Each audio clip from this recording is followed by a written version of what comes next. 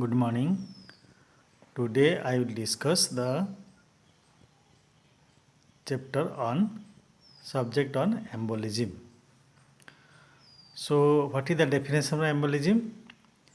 The process of partial or complete obstruction of some part of the cardiovascular system by any mass carried in the circulation is called embolism. That means if the cardiovascular system through process, the process in which the cardiovascular system is partially or completely obstructed by any mass carried in the circulation is called embolism, and the transported intravascular mass detached from its site of origin is called embolus.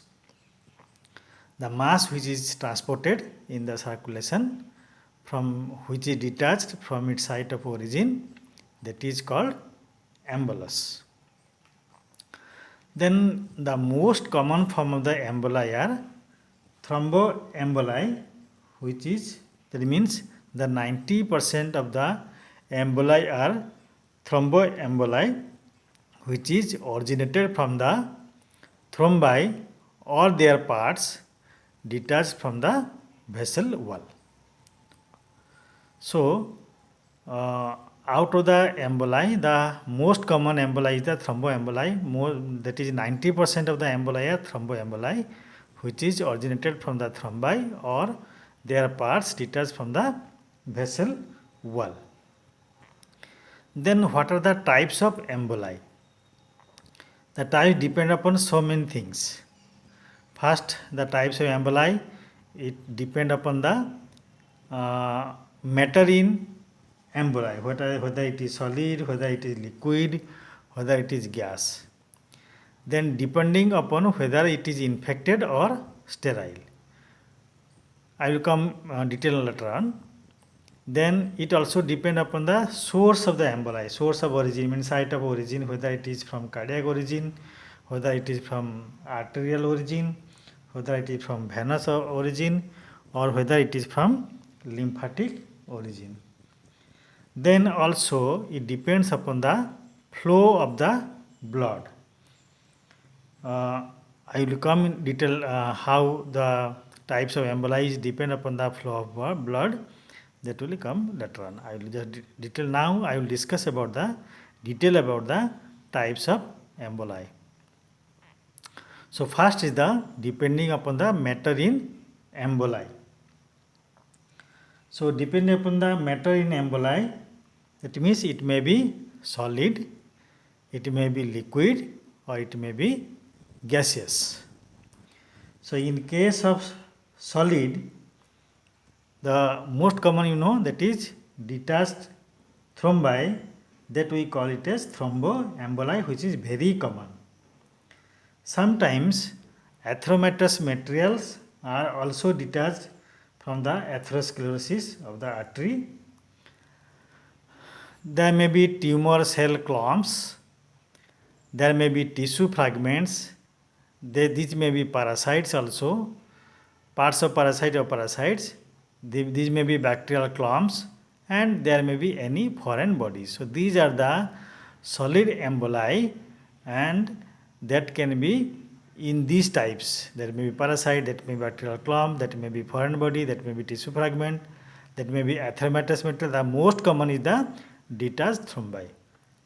Then coming to liquid emboli, it may be due to fat globules, or that may be amniotic fluid, and that may be bone marrow. So these may also come in the form of emboli. In coming to gaseous emboli, that may be air, or that may be any other gases. So these are the type of emboli depending upon the matter, whether it is solid, whether or liquid, or it is gaseous. Then coming to depending upon whether it is infected or not. If it is infected, then we call it a septic. If it is not, if it is sterile, we call it a bland. So If it is sterile, we call it as bland, and if it is infected, we call it as septic emboli. So this is the types of emboli depending upon the whether it is infected or not. Then depending upon the source of the emboli, what is the source of origin? It may be cardiac origin, that we call it as cardiac emboli. If it is originated from the artery, then we call it arterial emboli. If it is originated from veins, then we call it a venous emboli. And if it is originated from lymphatic channels, we call it a lymphatic emboli. So depending upon the source of the emboli, so coming to cardiac emboli, it is generally from the left side of the heart, especially from the left atrium or arterial appendages. There may be infarct in the emboli may be originated from the infarct in the left ventricle, or then vegetation of endocarditis. These are the source of the emboli that is originated from the heart. Then coming to the arterial emboli, that is in systemic arteries in the brain, most common. Then in the spleen, systemic arteries in the spleen, in the kidney and in the intestine. Then coming to venous emboli, the most common is that is in pulmonary arteries. In case of lymphatic emboli, that is from the draining area of the cancer, area of a cancer containing tumor cells. So these are the type of emboli depending upon the source of origin. Then coming to the last, that is depending upon the flow of blood, two special types of emboli are found. That is paradoxical embolus, or that may be retrograde embolus. What is paradoxical embolus? This embolus which is carried from the venous side of circulation to the arterial side or vice versa. So we call it as crossed embolus. That means embolus which is carried from venous side of circulation to the arterial side, or it may be carried from the arterial side to the venous side. So where it can happen? It may be happen in the through arteriovenous communication, such as that is patent foramen oval. Generally it is closed, but if it remains as such, so there is a arteriovenous communication is there. Second condition is if there is septal defect in the heart, then so there may be communication between arterial side and venous side. And you know that there is a arteriovenous shunt in the lungs, so there may be from embolus may be carried from the venous side to the arterial side. Then coming to retrograde embolus, these are the type of embolus which travel against the flow of blood. In case of paradoxical, it is carried through the circulation, but it will come in the opposite direction. Embolus which travel against the flow of blood, that is called retrograde example. For example, that metastatic deposit in the spine from carcinoma prostate. So in this case, the spread occurs by a retrograde embolism through intraspinal vein, which normally do not carry the blood from the prostate. This intraspinal vein, they do not carry blood from the prostate, but in this case they will carry tumor emboli from large thoracic and abdominal veins because of increased pressure in the body cavities during coughing and straining.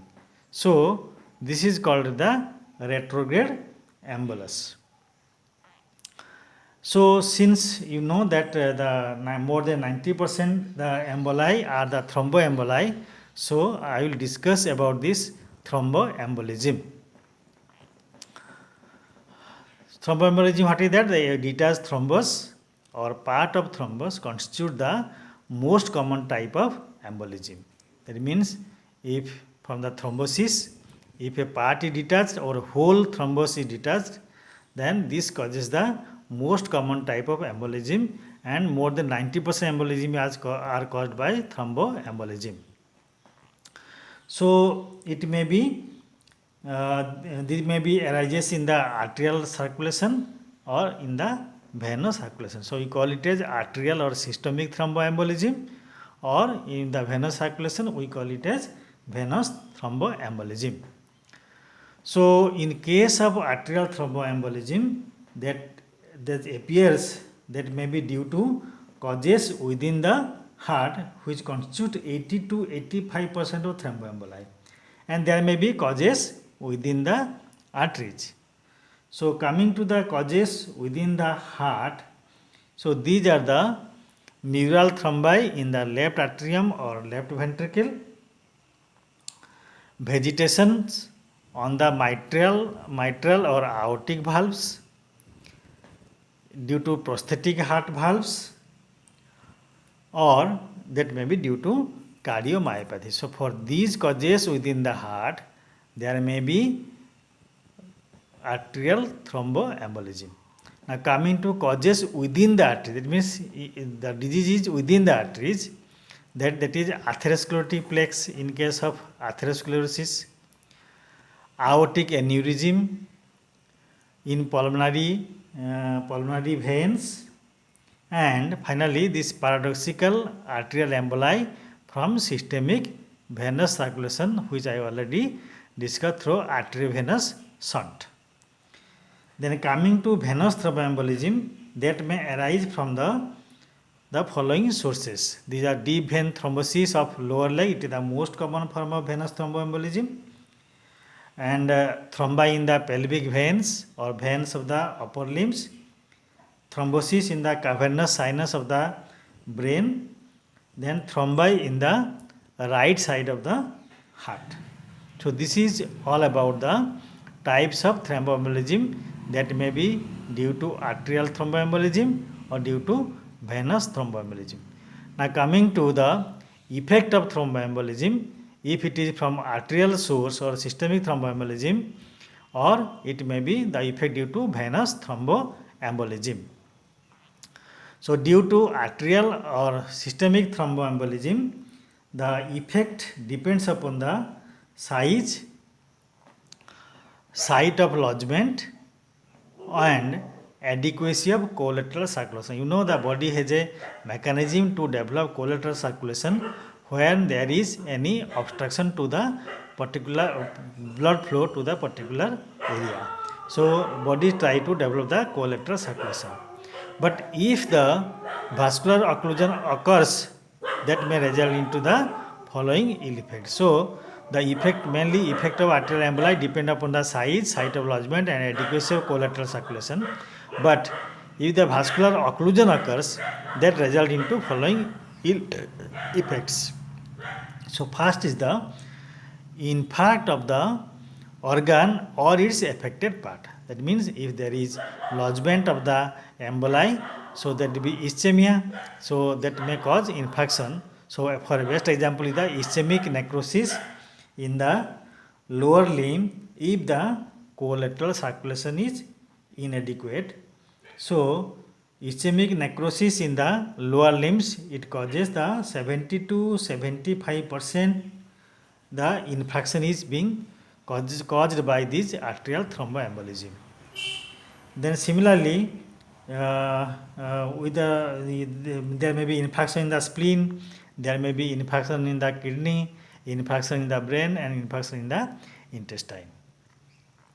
Second effect is that may be gangrene. Following infarction, there may be gangrene in the lower limbs if the collateral circulation is inadequate. Body is trying to develop the collateral circulation to supply the blood, but if it is inadequate, so the infarction may lead to gangrene. Then there may be arteritis and mycotic aneurysm formation from bacterial endocarditis. Then myocardial infarction may occur following coronary embolism. Finally, sudden death may result from coronary embolism or embolism in the middle cerebral artery. So these are the effect of arterial or systemic thromboembolism. Now coming to venous thromboembolism, the most significant effect of venous thromboembolism is obstruction of pulmonary arterial circulation leading to pulmonary thromboembolism. So the most important significant effect of the venous thromboembolism is the pulmonary thromboembolism. So in the next class I will discuss about the pulmonary thromboembolism. Thank you.